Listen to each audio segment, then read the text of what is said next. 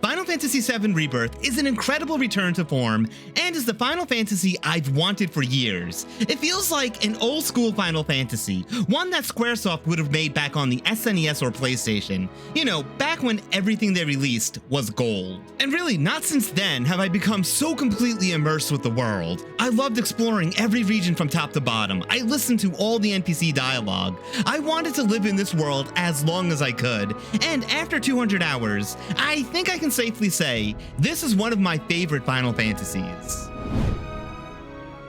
So I realize that this game has been out for a few weeks now, but I am still going to keep this spoiler free.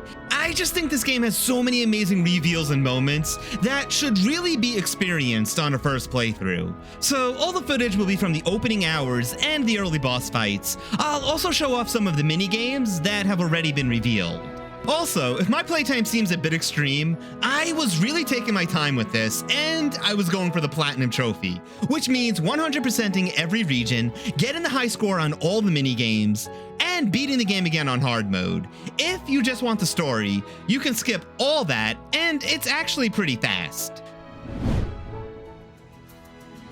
So, like I said before, no spoilers, the basic premise here is we are searching for Sephiroth, and in that search we find ourselves going on a journey across the planet, visiting different towns and regions, and much like Remake, the way the story unfolds is pretty faithful to the original. I really liked how they updated many of the events, and the stuff they added and expanded on was mostly fantastic, giving us more lore and character development.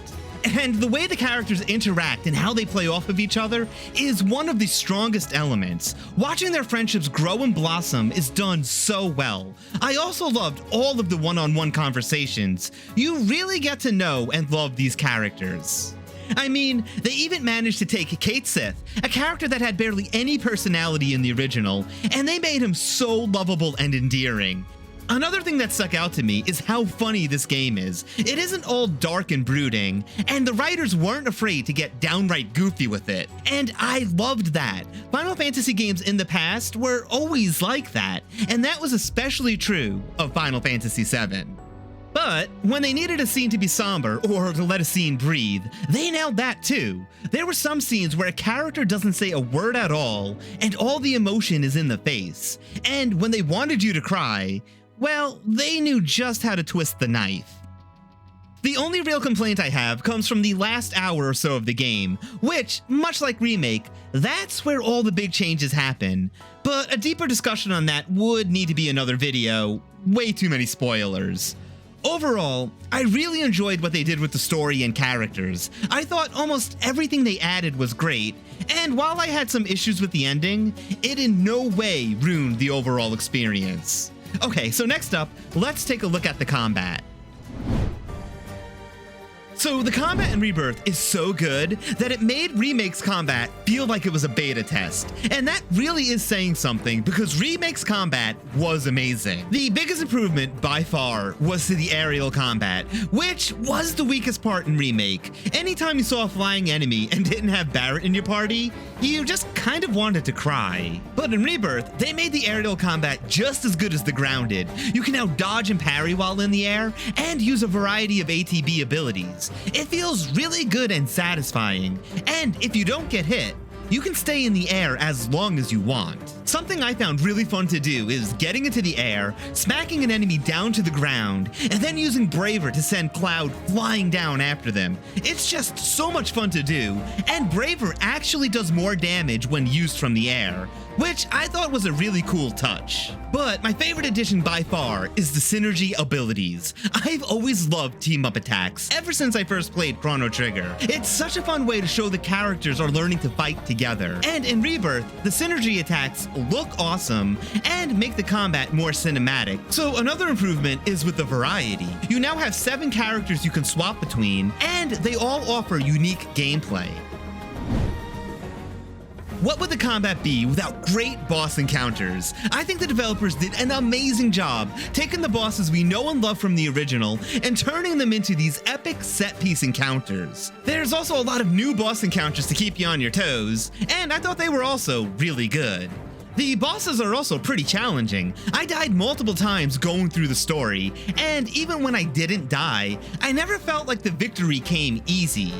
And then there's hard mode, which lives up to the name, by the way. Some of those encounters are a genuine test of your abilities. And if that still isn't challenging enough, Chadley's Combat Simulator has some brutally challenging entries that were really pushing me to my limits. Now, the combat isn't perfect. I do have some nitpicks with it. The camera can sometimes be a bit weird. I've had some issues with the lock-on, and there were times when the environment got in my way. But these really are just minor annoyances. I think this is the best RPG hybrid combat on the market, and seeing how much they improved on it since Remake, I cannot wait to see what it looks like in the future. So while Rebirth has many action game elements, you can dodge and parry most attacks, and if you're skillful at that, you can avoid a lot of damage. But it's still an RPG at heart. Many of the encounters play out like a puzzle, where you want to figure out the best way to pressure and stagger. And you're able to slow combat down whenever you want to consider your actions more carefully. I thought that gave the combat a very classic RPG feel to it, while also catering to the more action-focused gamers. Then, outside the combat, the game offers multiple progression paths and ways to customize your team. Materia is of course back, and it adds so many different ways to customize your characters, and you can do some crazy things by linking certain materia together. It's so much fun finding different builds and figuring out different ways to break the game. So the big new progression path is the Folios, which is basically the sphere grid from Final Fantasy X, though nowhere near as massive. And this is where you learn a variety of abilities, gain some stats, and find the synergy attacks. Now, what was really smart on the developer side is they intertwined the systems with doing activities in the various regions. For example, the way you expand the Folios is through your party level, which is increased by completing activities and quests, making you want to go out and explore. So the only nitpick I have is with the materia. They really needed loadouts. It can be a bit of a chore whenever you have to change or swap materia around, especially when playing on hard mode, where you have to swap materia around all the time. So next up, let's take a look at the towns and regions. So when I first entered Calm, it felt like when I first visited Universal and stepped into Diagon Alley. It gave me that same feel of awe and wonder. The town is massive and filled with so many little details that make you want to explore around every corner. I also loved how alive it felt. There are crowds of people all over, and it really does feel like a real lived-in place. And I remembered thinking that there was no way this quality could keep up, but it does. Every town was amazing. The crazy thing is, Calm isn't even my favorite. That honor goes to Cosmo Canyon. I really do think this game has the best towns I've ever seen. And I had that same line of thinking with the regions. When I was first going through Grasslands, I thought it was so well done with so much to do and grand in scale that there was no way the next regions could be this good. But no, you get to the second region and it's just as big with just as much to do. And every region is like that. They are all massive, fun to explore, and full of things to do. And speaking of exploration, I think they really nailed that. Every region has a unique chocobo that offers a new way to travel, and that completely changes how you explore. I thought that kept the game fresh the whole way through.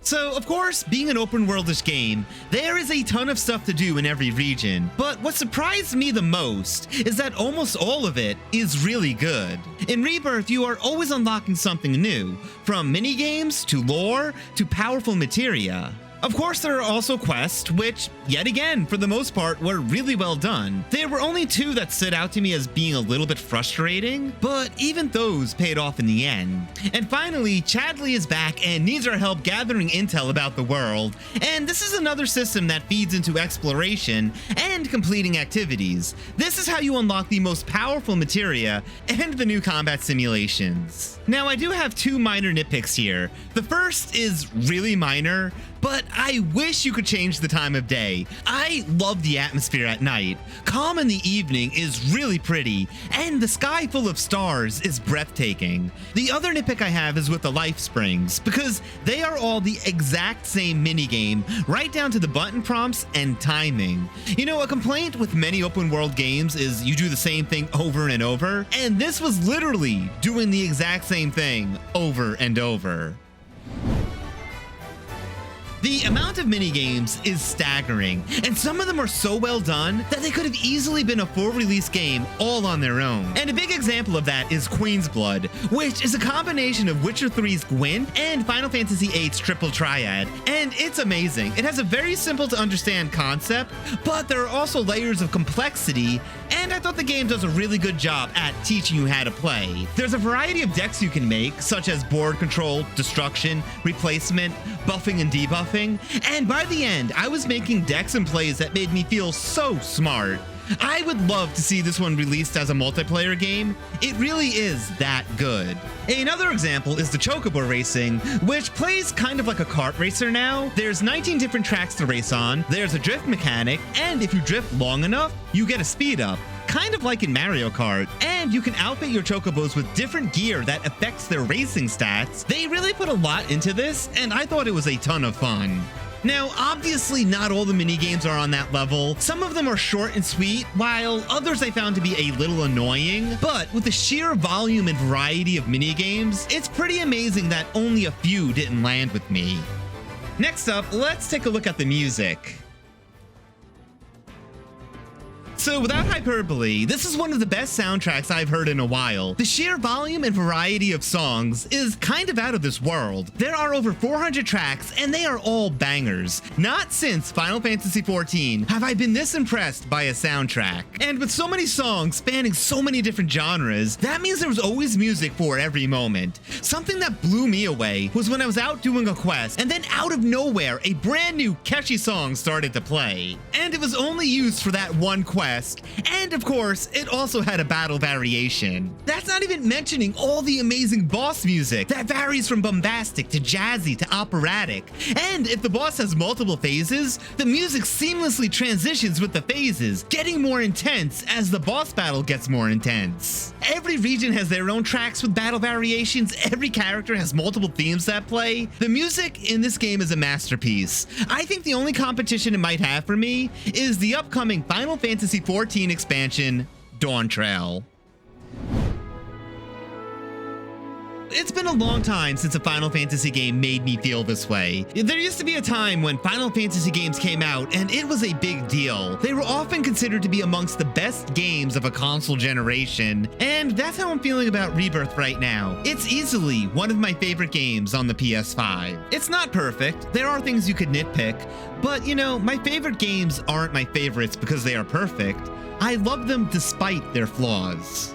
Anyways, that'll be all for this one. Thank you so much for watching. And what did you all think of Rebirth? Let me know down in the comments. Please like, comment, and subscribe. And until next time, bye!